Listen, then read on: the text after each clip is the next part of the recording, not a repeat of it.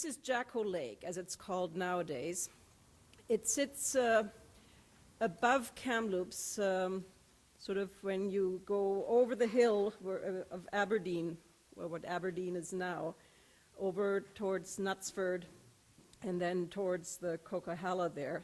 That's where it is. It's just a few miles away from Kamloops. And that lake there, Jacko Lake, it's not pristine like almost none of our lakes are these days. There's been ranching in that area for the last 150 years or so, and but it's in those mid-elevation grasslands that are actually the most critically endangered habitat in our country here.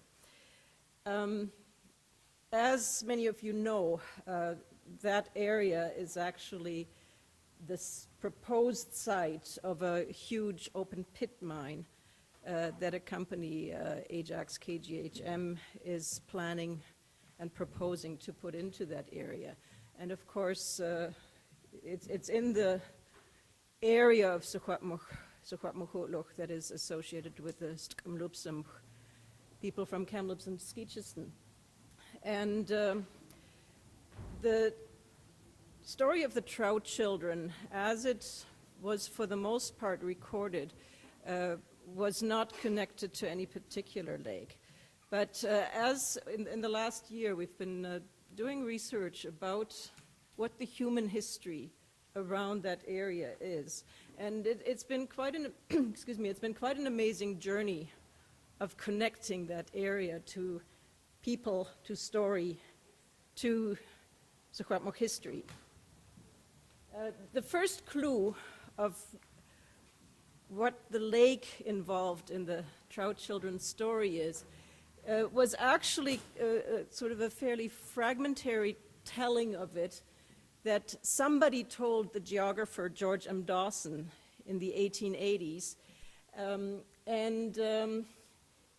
He connected that lake to a place that wasn't far away, which was, as he said, on the trail which leads from Kamloops towards Trout Lake, where it runs over the bare grassy hills about a mile north of the crossing place of Peterson or Jacko Creek. The scanty remnant of an old stump protrudes from among a few stones which are piled about it. In passing, the Indians always throw some little offering upon it. When I saw it in 1890, several matches had recently been laid on the stump, and a fragment of tobacco or shred of clothing is often placed there. The name of this place is, this is how he writes it, it's actually the word kahusam, which it's not quite crying, it's the word when tears well up in your eyes. And the Indians say that it nearly always rains when they pass, as though the sky wept. And then he goes on to tell like a shorter version of the story. And that stump was a prayer tree. And later on, he actually identifies that stump, which must have been a huge fir tree. That was what was left of the tree that the boy used to go into the sky world. And so people, in commemorating that story, they placed offerings on that tree, lest they do that, as it says here, the sky wept, but actually what it is, that it's connected to the concept that I'll talk a bit more about later, what we call cha'enskt, that the land will turn on you unless you show respect to the land for what happened there. And so that was kind of the first clue, that the lake in the story, together with a stump, which is in a particular location there, are connected together. And so thanks to, actually, I don't know if many of you know that area, where that stump regrettably was, it's not there anymore, was at, just off Long Lake Road, which is south of Knutsford. And thanks to Google Earth and odometers and orienteering kind of stuff, we've actually pinpointed within kind of 100 feet or so where it would have been. And unfortunately, that stump, I think when they built up Long Lake Road, probably in the 1950s or so, they tore it out. And that's very similar to those other features that we talked about last week, the other markings and deeds on the land that got destroyed over time. There's another part to the human history of that area, and it kind of has to do with the renaming of place and land. Like that lake was Pipsich, and in the 1860s and 70s, it was known as Jacko Creek, which nowadays the inflow into the lake is still known as Jacko Creek. The outflow of Jacko Lake is nowadays called Peterson Creek. And Peterson Creek, as you probably know, it then flows through that ravine right by the overpass when you go through Kamloops, and then it goes by the hospital, it goes underground, and then it surfaces again just to the east of the confluence in Kamloops. And we tracked down in the 1850s, 60s, 70s, into the early 1880s, the family and Kamloops person that was actually associated with that area, who was a member of the Kamloops people in Secwepemc, was a man named Philip Jacko.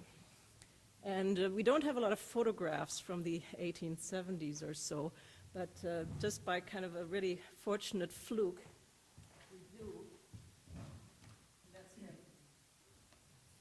And so it's the way in which people and families and humans lived in that area weren't just nameless faces, these are real human beings. And Jacko, despite the fact that the land ordinance of the 1860s had forbidden Indians to preempt or buy land, was desperately trying to keep that land. And he was trying to preempt it, actually. But he got kicked out of that area eventually. And he, right till the end, he hung on to this tiny little piece of land, actually, that is right at the mouth of Peterson Creek, and he even got title to it. And then a man named John Peterson, who was a settler, alleged to have bought it off him, but he couldn't prove that he actually did. And in the end, was trying to claim that land, and that's now what's become the city of Kamloops. And so it might seem, well, why are you talking about this? But it actually really shows how the Secwepemc presence got wiped off the land over the period of then how the land got to be preempted, how ranches established themselves, and how the creek got to be renamed after the settler.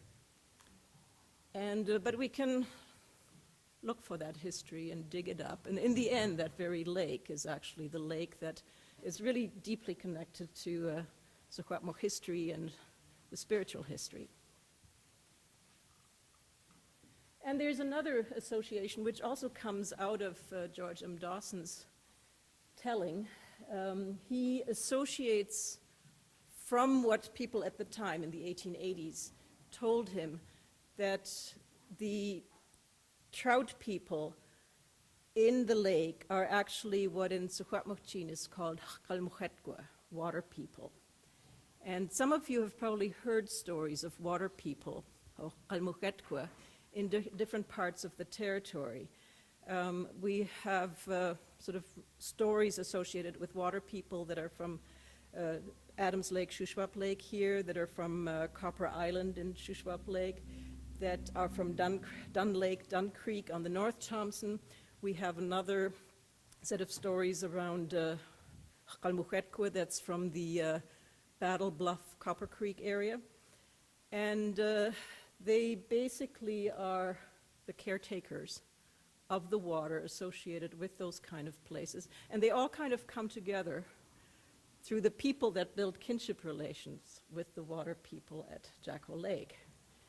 And so it'd be interesting to actually kind of try to do some of the Western science work. I have this sense deep down that water people are connected with aquifers that are deep down underground current that connect the actual river and lake systems with, river systems with upland lakes. But that's what we think. And as we mentioned earlier, so this is the real history that we're kind of embroiled in right now. This here is Jacko Lake as it sits. And this overall, this is the plan for the Ajax KGHM mine.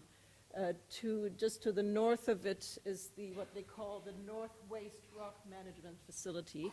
In other words, a toxic rock pile. To the east of it is a about 2 kilometer long, 500 meter deep open pit. And to the west of it is the tailings storage facility, basically a toxic slush pond. And so that in the end is, well, according to at least one set of plans, then what the fate of the landmarks is that connect to past history. And I don't know, I don't think that lake will do very well in the future.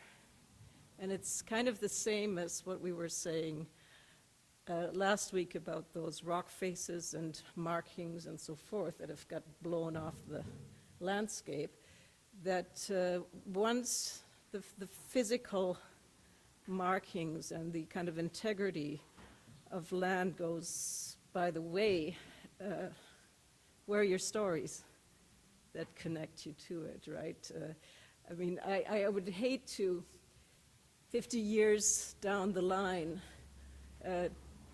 tell my own image, oh, that lake there that is no longer, this is the story that connects to it. But yeah, so it's been kind of a fascinating journey of a story to untangle the connections and the history of the lake. Some of these underlying, I guess, environmental resource laws, although I hate the word resources because it really sort of looks at the one-way street of exploitation, right? So I think I prefer the term caretakership, as in Juchmitmen, stewardship. One thing that the stories tell us is that deep down sense of respect for all living things on the land. And I think that is inside the Trout Children story. And then, you know, the different kind of subplots that spin off of it